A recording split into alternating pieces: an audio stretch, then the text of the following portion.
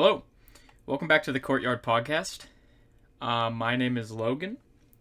This is the podcast where we go down rabbit holes and prove that it is possible to have fun by yourself.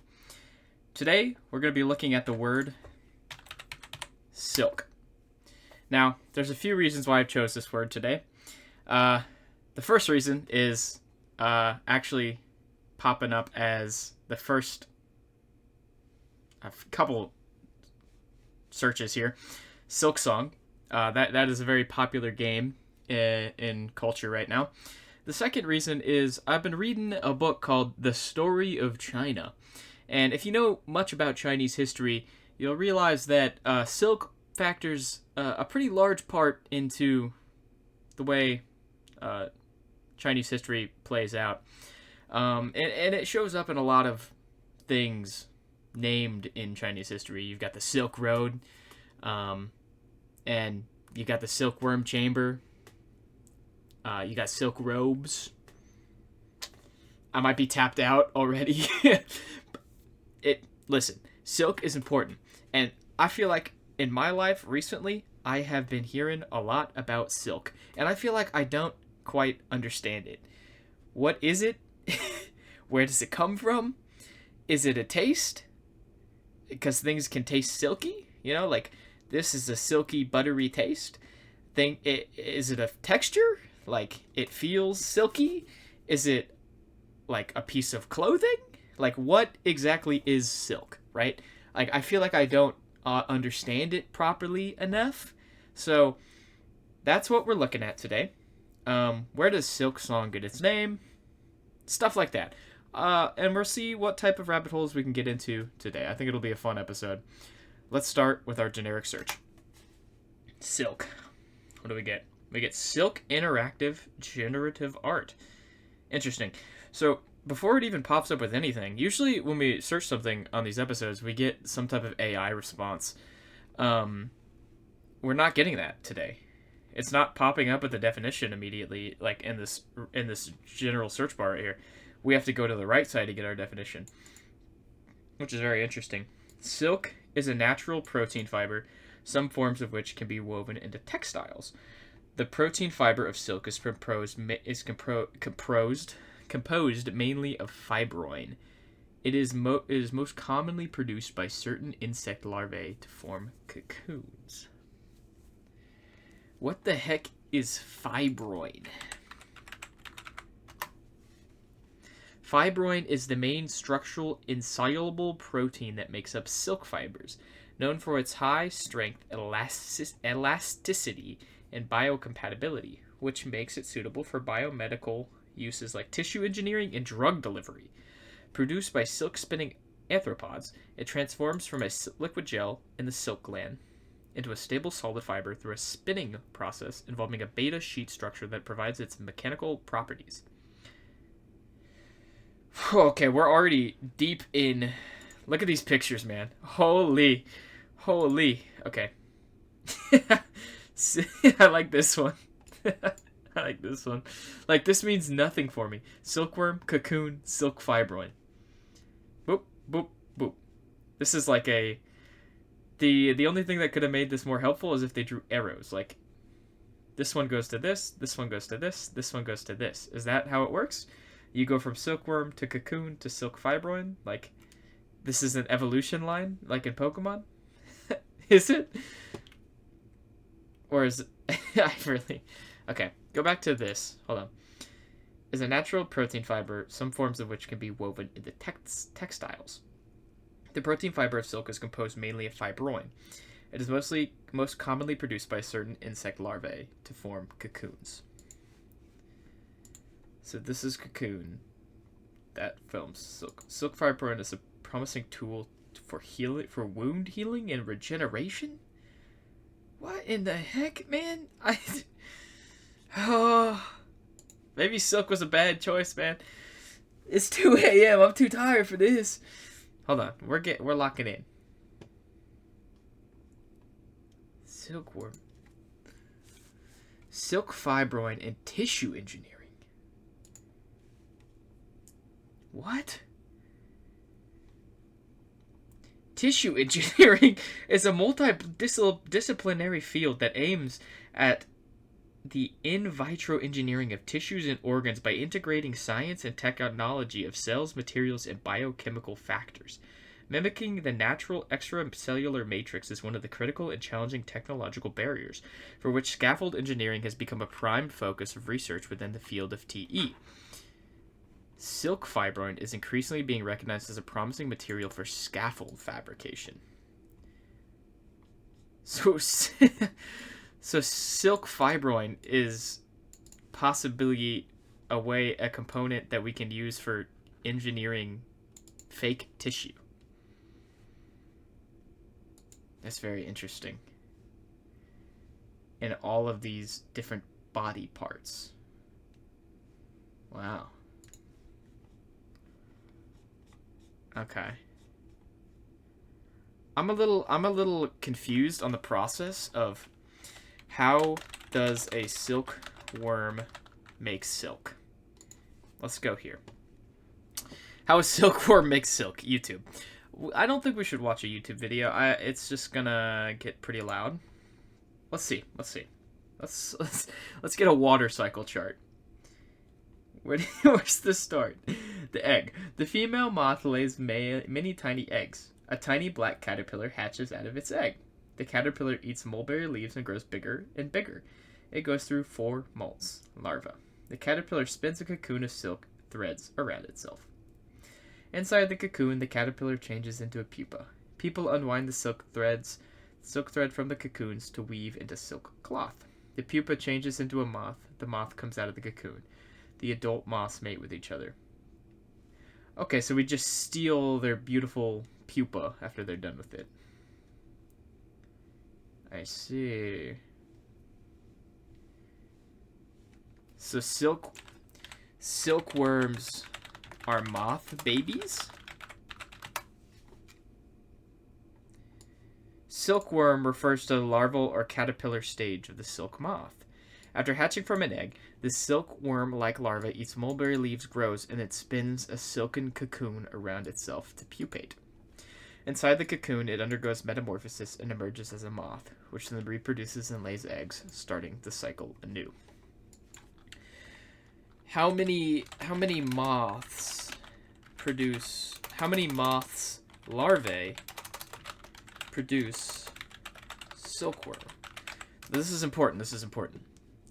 One silkworm larva is produced from a single moth egg. No. How many... They don't know what I want. Okay. How many... How do I phrase this? How many silk moth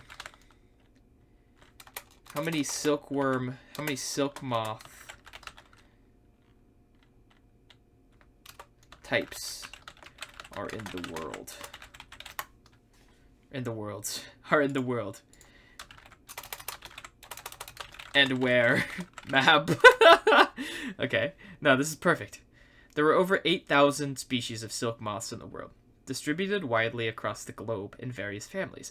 While the domesticated silkworm Bombyx mori is the most famous, many others produce silk or are known as silk moths. The most important families for silk are Bombycidae, true silk moths, giant silk moths, or lapid silk moths. Let's look at pictures.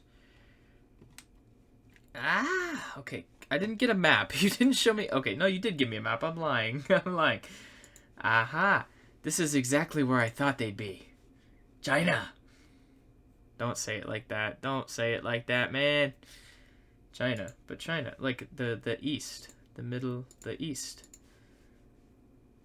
There is some in the Middle East, but it's mostly just Asia. It's mostly Asia. Yeah, look at that. Distribution of moths by their indigenous habits and their cocoons played an important role in ancient global trade as well as technological and cultural developments. Archaeological findings suggest that prior to domestication of the mulberry silkworm, silks were obtained from a range of silk-producing moth species.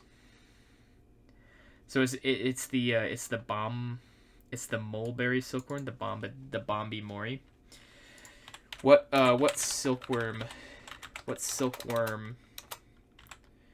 slash moth species do we harvest the most silk from?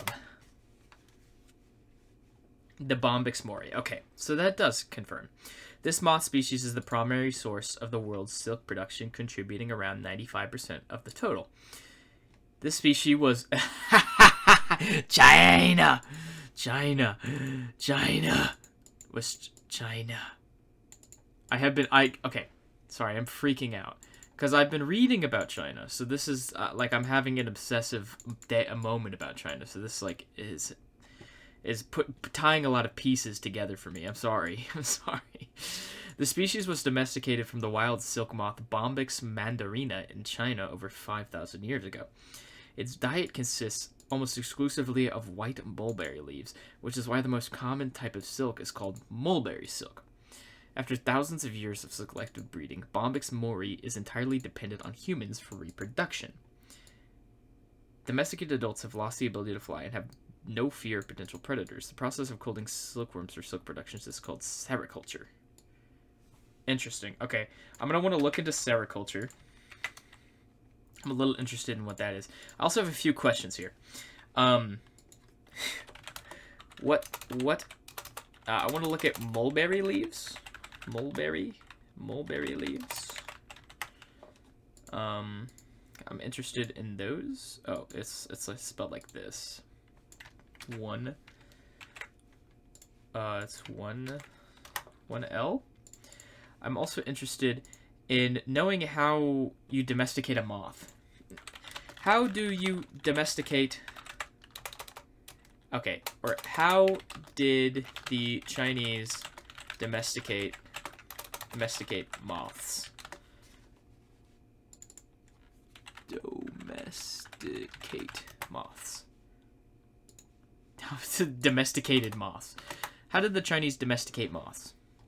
The Chinese domesticated moths about 5,000 years ago by selectively breeding wild Bombyx mandarina moths, which produce silk to optimize silk production and traits like a larger size and lack of flight. This process, known as sericulture, involved hatching eggs, feeding larvae, and carefully controlling the environment to produce a more efficient and useful skill.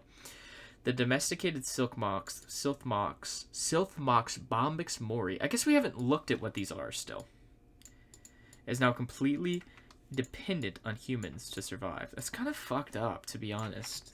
We really did just screw these poor Bombyx moris out of life and reproduction due to this long-term artificial selection.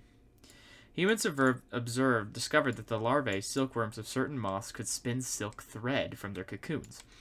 Over generations, humans began to select and breed moths with desirable traits for silk production, such as larger cocoons or higher yields. How do you get them to fuck? Okay, sericulture. Here we go. Sericulture. The production of silk and rearing of silkworms for this purpose. What is this? This looks like a tutorial. This looks like a video game, like how-to. It's like, in Silkworm Farming Simulator, how to earn 10 lakh in 1 acre. Silk farming sericulture tutorial. It's like, bro, chill your ass out, please. It's real life, man. We got the sweats in the moth farming, in real life moth farming.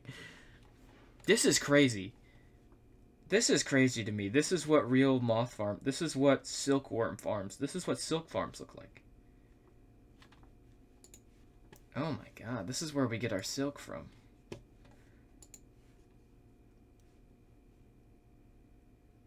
Why small and marginal farmers should adopt mulberry sericulture in their farm. Oh. So then they eat this. They eat these mulberry leaves. Okay. Is mulberry sericulture bad for the environment? I feel like that can't be good. Mulberry sericulture environmental impacts vary. It can be sustainable through organic practices and minimal waste, as mulberry trees are renewable resources and silk is biodegradable.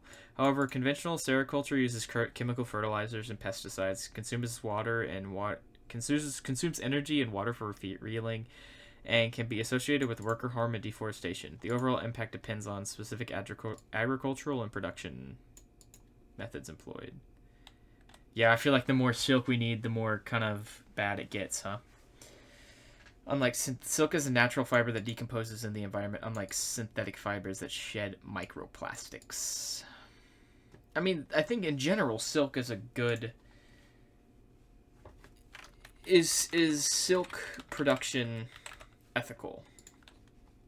No, it's not. It's definitely not. I just looked at the pictures. Why would I think that? I'm a fucking idiot. I just looked at the pictures. Studies suggest that silkworms, like earthworms, are capable of feeling pain. Yeah, I looked at the pictures. I'm so fucking stupid. Why would I think that it's ethical? Oh. The standard method for collecting silk involves harming the pupae inside the cocoons to prevent them from damaging the silk threads. Oh, lovely. Yeah, and then you do pesticides and fertilizers to prevent anything else from fucking with them. Oh, yeah.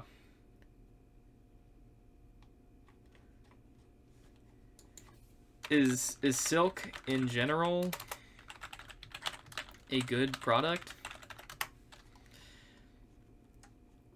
Silk is a generally high product. You're not answering what I want. That's not AI. You're missing me. You're wanking me in the wrong direction, buddy. I kind of feel bad for the silkworms. Then, let's get a good look at a silkworm then. Okay, I look at worm and you give me a moth. Like I don't. They're the same thing, I guess. Oh, oh fuck! I'm crawling in my skin. Oh, oh, I can't. I don't know if I can continue. That. Oh fuck! Oh my god! Oh my god! Oh my god! That is egregious to look at. Oh my god! Oh, fuck me. I'm so okay, I don't feel bad. We can yeah, make it as unethical as possible. These guys deserve it. These guys deserve it.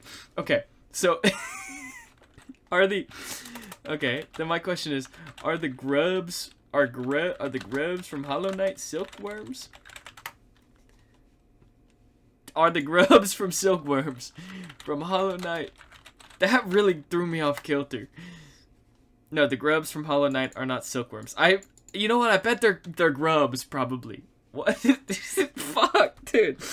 What are grubs?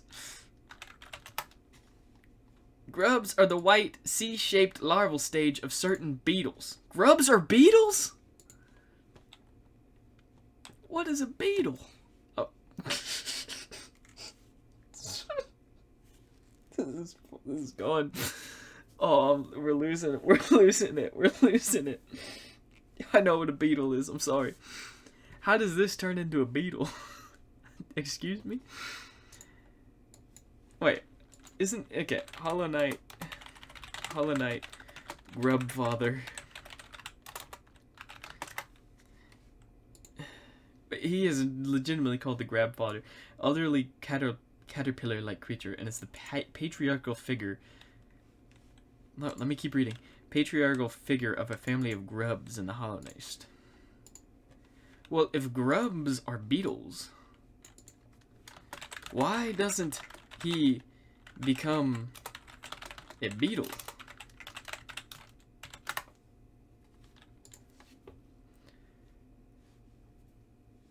Because he and his children are not true grubs, but rather a type of caterpillar. They acts as a living cocoon for his young, allowing them to transform into winged grubber flies. Evidence for the grub father's caterpillars, not beetle larvae. The the green worm-like appearance of the grubs in Grubfather resembles hornworm caterpillars. Other translations of the game's tech reinforce an interpretation. True beetle larvae or maggots are depicted elsewhere in the game, such as with the false knight. Return. That confirms that a life... Dude. So they're called the grubs, but they're not even fucking grubs. Well, I think we figured something out here. They lied. They lied. They're not grubs. They're not grubs. Well, okay. For idiots like me, and you and me, for idiots like you and me, this is just messed up. The Hollow Knight devs be messed up for this. These are not grubs. These are caterpillars. Why didn't they call them the pillies? They should have called these guys the pillies. Or the catters. Or the,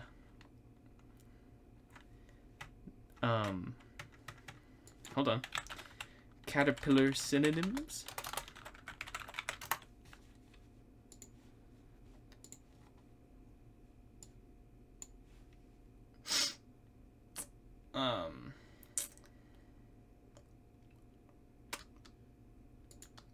That...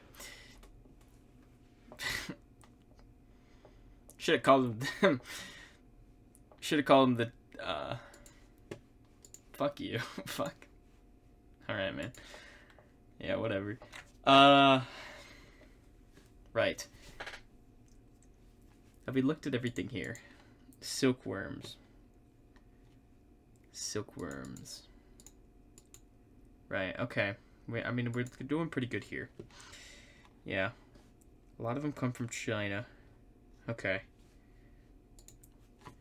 Why did the Chinese pick?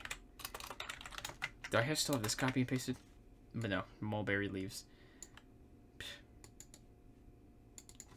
I guess we could to feed moths. Mulberry leaves are fed to moths, specifically silkworms, because they are the primary, most nutritious food source for the Bombyx mori moth larvae, providing critical nutrients and moisture needed to grow and spin their silk cocoons. Okay. Why did the Chinese pick? Bro, bruh. Pick 34. Hello? Pick this. The Chinese selected for domestication because their cocoons produce a consistently high-quality, fine, and lustrous silk fiber that was superior to that of other species. The moth's precursor species, the wild silk moth Bombyx mandarina, is native to northern China, making it a natural choice for the earliest known cultivation of silk, or sericulture. Well, I want to see Bombyx mandarina.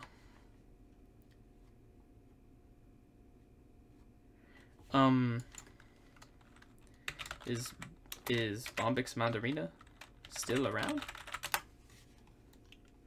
Yes, Bombyx mandarina is still around, and is considered the wild ancestor of the domesticated silkworm Bombyx mori. While the domesticated bee, mori, relies entirely on humans for survival, populations of the bee mandarina still exist in East Asia, including China, Japan, and Korea, and are studied for their genetic importance and as a genetic reservoir for the silk industry. Some sources also classify it as an endangered species. Oh, wow. Damn. Shit. We really went hard on the silk. What do we use silk for?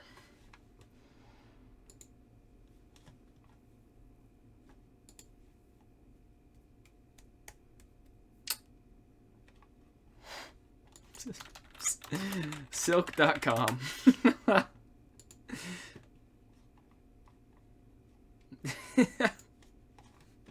This is not telling me what we use silk for. This is why I was confused. Like, silk is a taste. Is it a texture? Is it a taste? Is it a worm that terrifies the shit out of me? Because this is describing it as a taste. Silk. So creamy and oh so creamy. I can't read. Silk. Smooth, creamy, and oh so satisfying. Plant-based?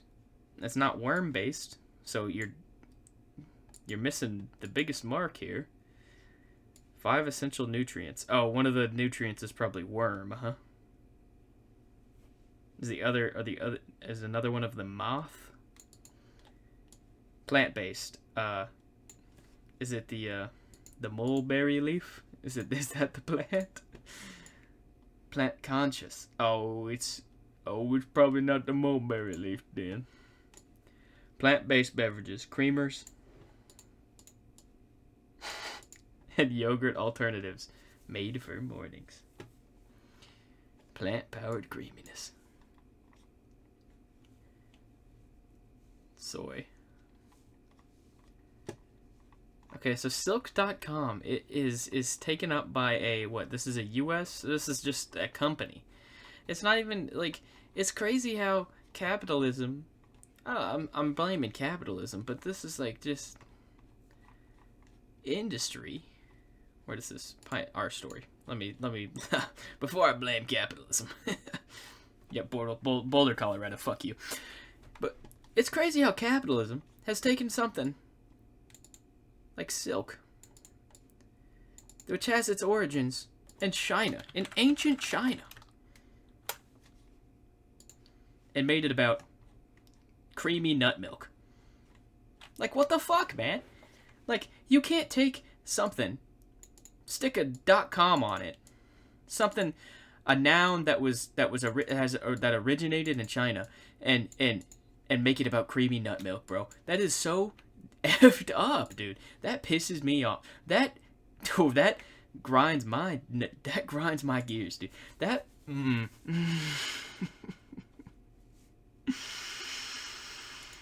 Ooh, I'm gonna shoot silk after this. Oh, I'm gonna shoot silk after this. Oh, I'm gonna shoot silk after this. I didn't get an answer, though. I got distracted. What do we use silk for? Parachutes? You gotta explain that one. Are parachutes made out of silk?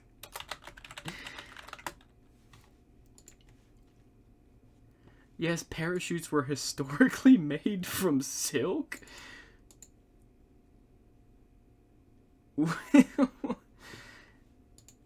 Were silk parachutes safe? Hold on.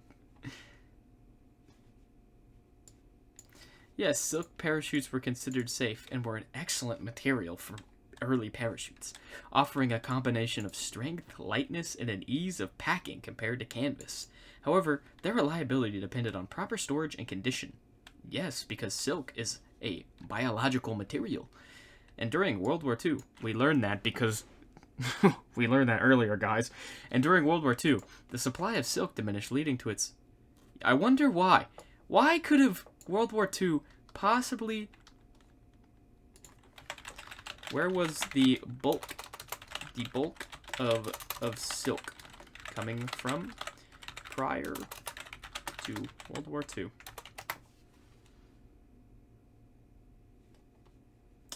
Oh. Japan. Prior to World War II, the bulk of the world's raw silk came from Japan. Beginning around the turn of the 20th century, Japan modernized its production methods to become the largest silk exporter, largely supplying the American market. And during World War II, the supply of silk diminished. That's weird. I can't imagine why the supply of silk would suddenly diminish for a lot of countries during World War II, leading to its replacement by the more durable nylon, which proved to be a superior material for the demands of producing parachuting. Silk is inherently strong and lightweight, making it an ideal material for parachute canopies. Silk is naturally fire resistant? Really? Yeah, the demand for silk increased and the supply became limited. Yeah. How A relatively fragile fabric and be susceptible to damage if not stored properly. Hitting the silk, the Caterpillar Club. Oh, that's cool. Named for the silkworm caterpillar, which produced the silk originally used to make parachutes. The club encapsulates the precariousness of its members' experience with its motto, "Life depends on a silken thread." During World War II, thousands of Americans reluctantly became members of the exclusive Caterpillar Club. The qualifications were simple. Was a parachute used to save your life? You are in. Those admitted to the Caterpillar Club had their lives saved literally swinging in the balance. Using parachutes after bailing out of a disabled aircraft. Named for the silkworm caterpillar, which produced the silk originally used to make parachutes. The club encapsulates the precariousness of its members' experiences. Wow. Leslie Irvin, the Hollywood stuntman. A Hollywood stuntman produced... He's also a serial killer? Wait. Okay. Leslie Leroy Irvin. We're lost. We are lost, man. We're lost. Okay. Leslie, you gotta put the Leroy in there, man. Was a Hollywood stuntman and developer of the modern parachute. Countries were using Lee Irving's silk parachute. Wow. What a guy. Our largest supplier is Sweat Lick Parachute Company based in received. DuPont nylon as an alternative slick, which had been largely been sourced. DuPont nylon as an alternative to silk, which had largely been sourced from Japan. Yep. You start going to the war with Japan, suddenly the silk stops coming in, huh? Suddenly you people start falling out of crafts and start splatting on the ground. Suddenly you got a whole lot of dead. Suddenly you got a whole lot of red hitting the ground. That's so stupid. Suddenly it's raining. It's raining meat.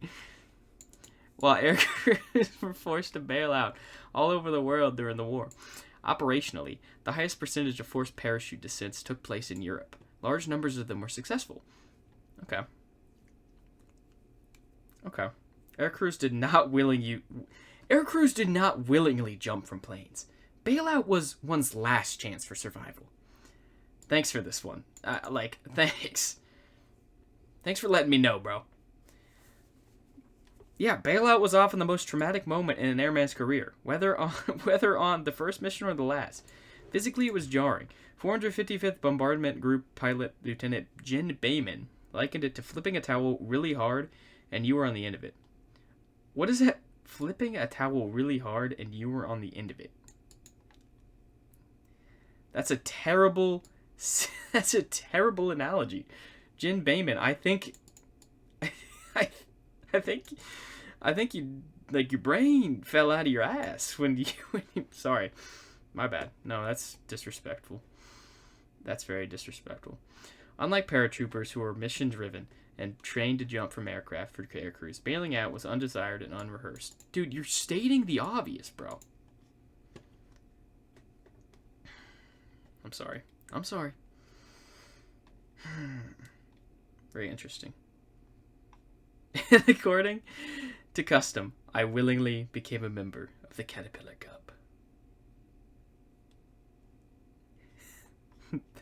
This is hard. I'm gonna save this. This is so hard.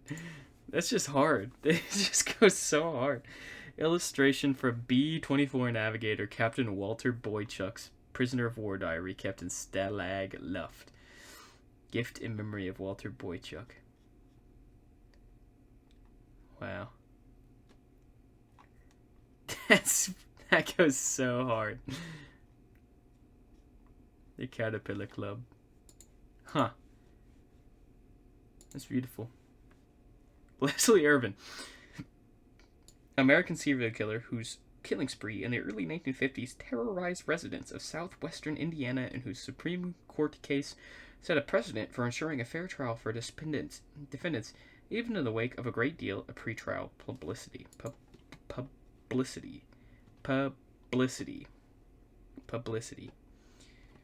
Publicity. Interesting.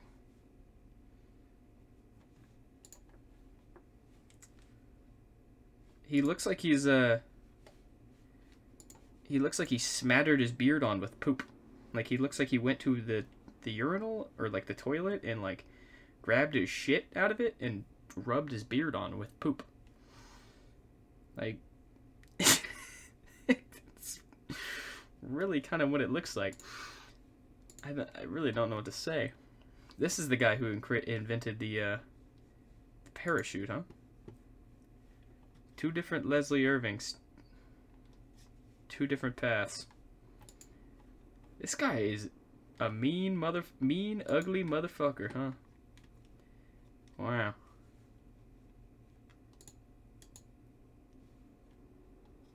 Interesting. What is Silk Interactive Generative Art? This was the first thing that ever popped up when we looked this up, by the way. We looked up Silk. Draw something. Okay.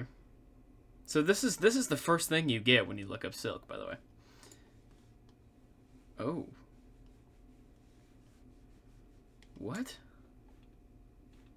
What even happened? Undo.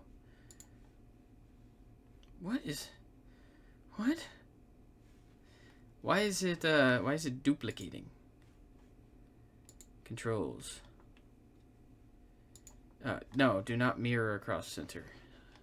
Oh, look, I even found settings already. It's like I've done this before. I have not done this before. That made it sound like I've done this, but I've never done this before. I'm drawing God's dick and balls. God's chode. That's really wrong.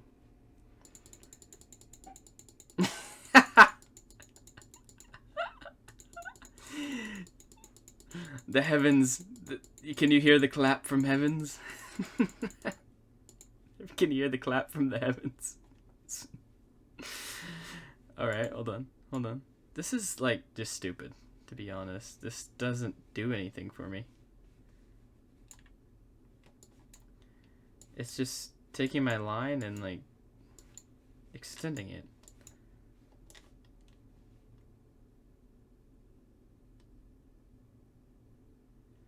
I'm holding still and it's just continuing to expand off of it.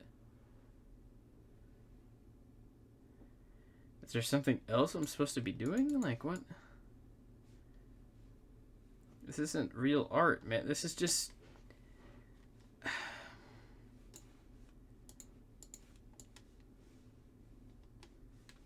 This is barely AI art, man. This is just more like... You gave me an interesting looking paint tool. I guess it is kind of AI. Like... I mean, what I'm making looks cool. But I guess it's not me making it. It's, artificial intelligence. It's the combined works of all the other people who have clicked in on this thing. This looks...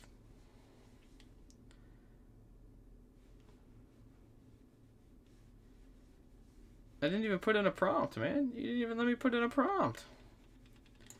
Okay, this is stupid. Interactive generative art. It's not AI.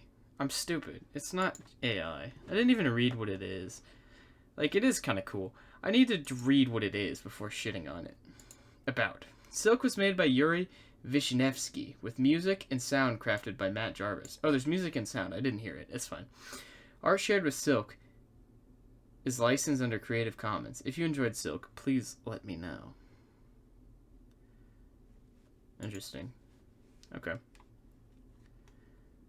So, why can't Muslims wear gold or silk? Yeah, you can get silk without killing the worm. We figured that out. Use methods that produce Amhisa silk. Amhisa silk? What is... I've never heard of this term yet. Amhisa silk. History and meaning. Also known as peace silk, is a method of non-violent silk breeding and harvesting. Wild silk moths are bred rather than the domestic variety. Non-violent silk breeding and harvesting. This claims to be what's the difference? Amhisa silk, what's the difference? Amhisa silk differs from conventional silk because the silkworms are allowed to hatch from the cocoon, completing their metamorphosis into a moth before the fibers are harvested. This non-violent or peace silk process prevents the harm to silkworms inherent in traditional silk production, where cocoons are boiled to soften them, killing the pupae inside. While this creates a more ethical product, silk Amhisa silk has a coarser texture and lacks the same smooth, lustrous quality as conventional silk due to the shorter, broken fibers left after the moth emerges. So, is Amhisa silk more expensive or cheaper? Well, let's go to Amazon for this. I'm interested. No, I'm interested. You piqued my freaking interest. Hisa. I don't know how to spell it. Hisa silk. Amhisa silk. Soft Amhisa piece silk.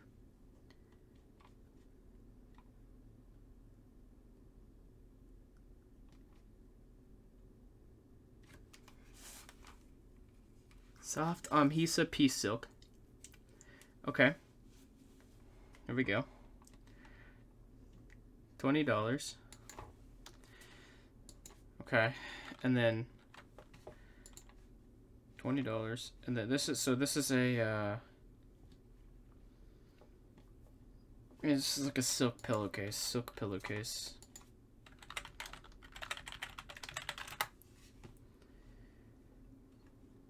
And then mulberry silk pillowcase. I mean, they're about the same price, to be honest. They're not much different. Satin pillowcase, silk pillowcase, $20, $8.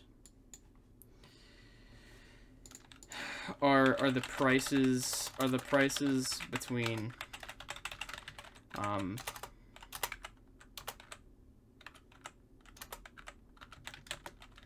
silk and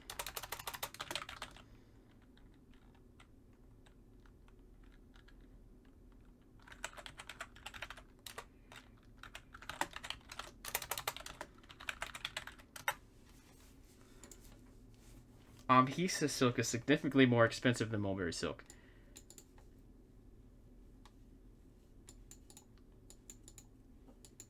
Yeah, that's crazy because the Amhisa silk is lower quality. It's the same fucking it's the same crap that happens in real life where like in real life. This isn't real life. Bro, this is real life. It's not real life for me because I'm never buying shit with silk in it. There's the same thing with other products where it's like the thing that is better for the environment or better for animals, better for whatever, like the more ethical thing, the more moral thing is the worst thing and is the more expensive thing, yet the worst thing in terms of your personal enjoyment, I guess. That's what I'm trying to say. Interesting. Huh. One more thing. Silkworm chamber. Here we go. A silkworm chamber can refer to two different things. A physical breeding container for silkworms designed to be transparent and well ventilated for observation and growth. Or in a historical context, a euphemism for the room where Sima Qian was castrated in ancient China, which was kept warm, like a silkworm breeding chamber. Oh, man. This guy. Sima Qian. When he got his nuts chopped off, they kept it nice and warm for him, like the silkworm chamber.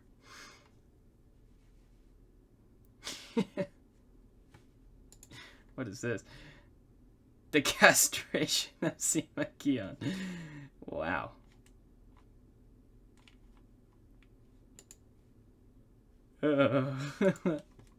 Any one of these could be a picture of his nuts. It's fun. So what did we learn today? I feel like I don't know if we learned all that much. There was a lot of information. There's a lot of sights to be saw. We learned a lot about silk, to be honest. I feel a lot more enlightened. Um, there's a few like silk song. I guess I didn't see what that meant. Silk song.